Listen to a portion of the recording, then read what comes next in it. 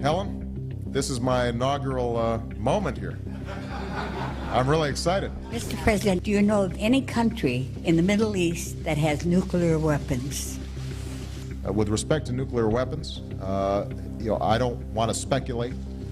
What I know is this, that if we see a nuclear arms race in a region as volatile as the Middle East, everybody will be in danger. You can listen to Iran's Supreme Leader, Ali Khamenei. I stress that the Islamic Republic has never been after nuclear weapons. You can listen to Iran's President, Hassan Rouhani. Nuclear weapons and other weapons of mass destruction have no place in Iran's security and defense doctrine and contradict our fundamental religious and ethical convictions. This is repeated by Iran's Foreign Minister, Javad Zarif. We didn't have any program to develop nuclear weapons. Anyway, we consider nuclear weapons both irrational as well as immoral. Well, tonight I'm here to tell you one thing. Iran lied.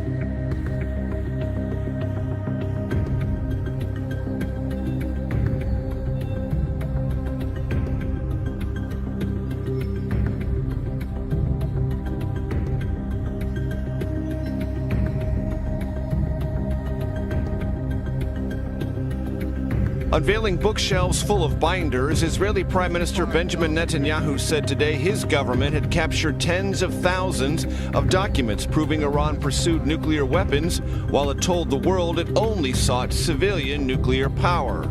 Incriminating charts, incriminating presentations, incriminating blueprints, incriminating photos, incriminating videos, and more. So let's get right to Netanyahu's claims that Iran has secretly been working on its nuclear program. What do you make of the timing of this claim ahead of the deadline by the U.S. and shortly after the visits by the leaders of France and Germany? It's clearly intended to encourage Trump to withdraw from the Iran nuclear deal. But really, there's no evidence that's been presented that suggests the Iranian nuclear weapons program went beyond 2003, 2004. A lot of this material is about a program that was fairly well known about and that has not been in existence for some time. I don't see this as very relevant. Israeli President Shimon Peres made news right here on Monday night when he called on the world to unite to stop Iran's nuclear program. He promised to give time to the other side. So joining me now is Mohammad Larijani, the Secretary General of Iran's Human Rights Council, a top advisor to Iran's Supreme Leader. Welcome, Dr. Larijani. I had Shimon Peres on the show on Monday night. He was pretty scathing about Iran. I'll read you some of what he said. He said, the only country that threatens to destroy another country openly is Iran. They hang people, they arrest opposition, they shoot around, they spread arms, they encourage every center of terror all over a world. Iran is a danger. And he also said that Iran is actively seeking to make a nuclear weapon that they could potentially use against Israel. What is your reaction to that? Bismillah ar-Rahman ar-Rahim. Well, this kind of allegation is quite interesting from a person who is from a country which already possesses nuclear weapons and is a renegade country in the eye of NPT. And it is good for Israel to look at dismal record of atrocities committing to Palestinians for over 60 years. Iran's nuclear program is fully peaceful completely.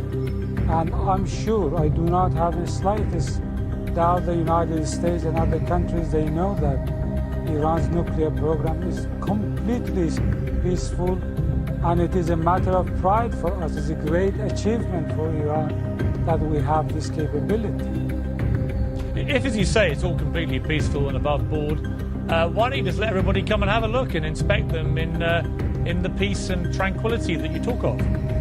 Well, the cameras of IAEA are 24 hours working over there. Numerous inspectors are coming from the agency to Iran. Now, Press TV has gained exclusive access to the International Atomic Energy Agency surveillance cameras in Natanz nuclear facility in central Iran. The cameras are in addition to many IAEA's inspectors who conduct regular and intrusive inspections of Iran's nuclear facilities. This is described as an unusually theatrical display.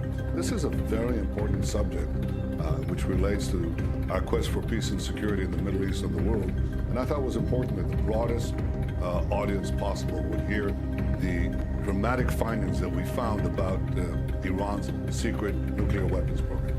Putin says the deal stands as it is. The UK says they're not naive on what is going on in Iran. Germany says there is landmark and robust monitoring. On the U.S. side, you had Secretary Mattis say that this deal was done in 2015, anticipating that Iran would try to be trying to cheat still.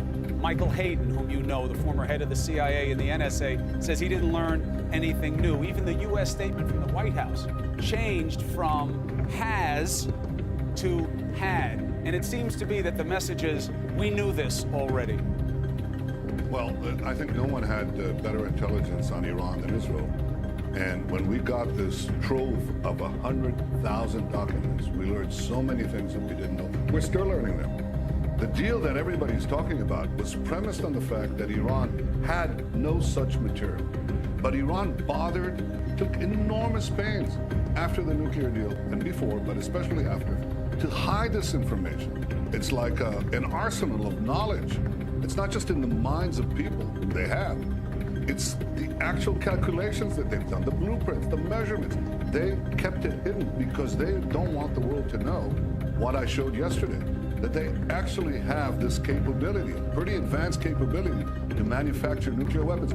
So, Mr. Prime Minister, how do you reconcile that notion with what just came out from the International Atomic Energy Agency, the IAEA? Of course, you know, but for the audience, that's the monitoring agency in place to secure the different precepts of the 2015 deal. They say they have no proof that Iran has done anything new. They date it as 2009, that yes, you're right, this is what Iran was up to. This may be even what it wants to be up to, but that there is no new proof.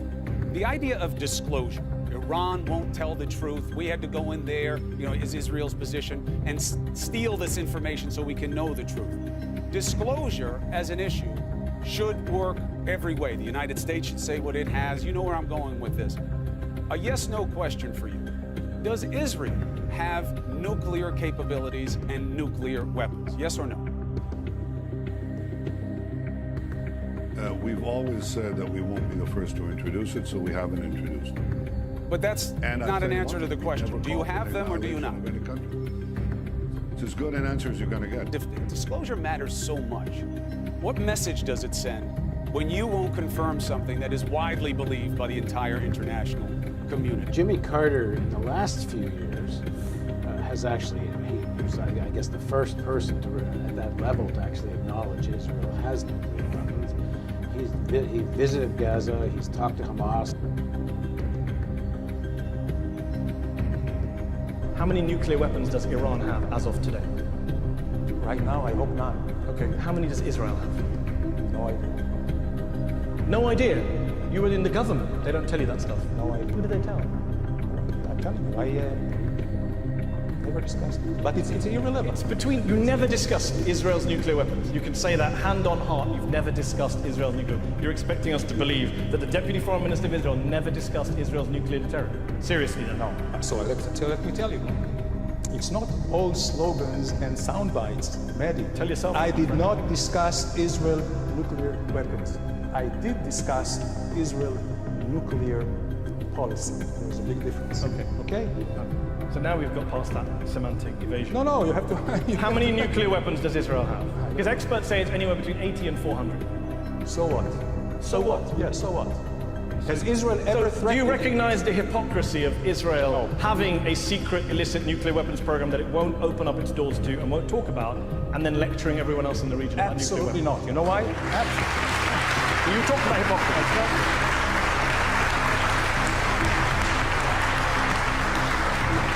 We know the truth that Israel is a nuclear power. Instead of dealing with the issue of nuclear weapons in Israel, they are dealing with Vanunu. Vanunu is not the danger. The danger is the nuclear weapons which we have in Israel. Few hundreds of nuclear warheads and Israel entered the nuclear race in the Middle East. And if we want to avoid nuclear weapons in Iran, we have to start with Israel, which is already a nuclear power. That's the problem today, and that's the problem the world is avoiding until now. And of course, as you just said, there is a lot of focus on Mordechai Vanunu. What do you think, and he of course is a former Israeli nuclear technician who spent 18 years behind bars. He's been arrested again. What do you think this means for the ongoing case and for Israel? I think that what the Israeli authorities are doing with Vanunu is shameful.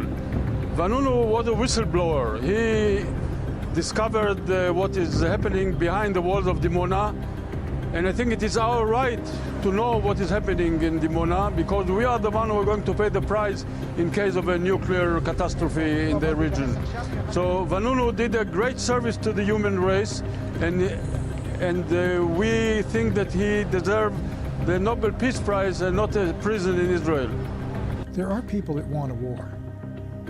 I mean, do not think no one wants a war. You don't have wars unless someone wants it. And quite clearly, the Israeli government would like to see the United States smash Iran's nuclear program, which they think is creating the conditions where Iran could, with one leap forward, get a bomb. The Israeli lobby in the United States would like to see a war. They support the Israeli government. The neoconservatives do, many Republicans do. There are many Americans who genuinely believe that if they believe Iran is moving toward a weapon, and if it is, they would favor military action to prevent it. There are a number of people that want a war. But is there a really vital threat coming from Iran as you see it? I don't know. I don't, look, Iran is not, I mean, during the Cold War, with due respect, Soviet Union had thousands of weapons. They could have destroyed us in an afternoon, and we could have done the same thing. I was around during the Cuban Missile Crisis. That was genuinely terrifying.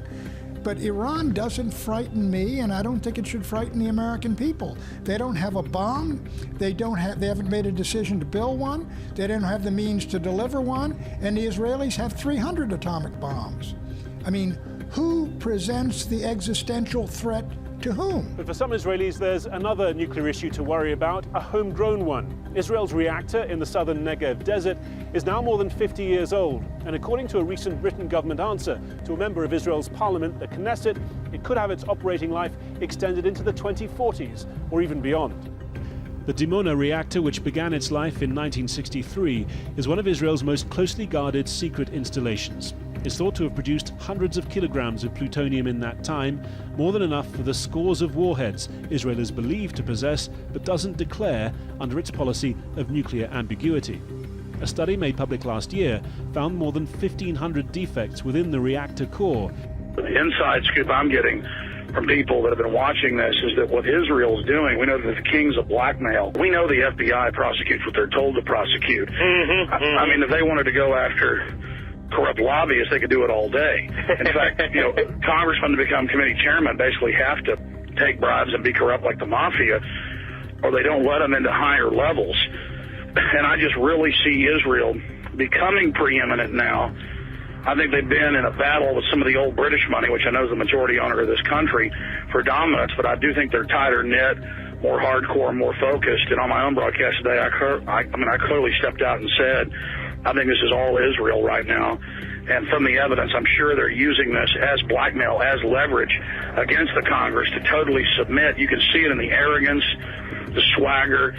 It's like a chihuahua telling a Great Dane what to do. But in the real world, that happens. Analogy. Yeah. We have little chihuahuas telling Great Danes what to do. That's how it really works. And it's happening. And your point about how they have 400 nuclear weapons, and then, Iran's dangerous because they're getting peaceful nuclear systems.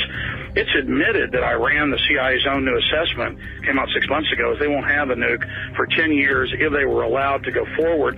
The centrifuges and plants they have get it up to about 7-8%. They need, 90+% to even make a primitive A-bomb. And I think the globalists, there's a very good chance they're going to carry out a terrorist attack. And they're going to blame it on Iran, or they're going to attack Iran. Iran's going to fight back, and how dare them fight back. And I think that's their big plan. They're getting so exposed right now with 28% approval ratings that they've got to up this, expand this, or it's over for them.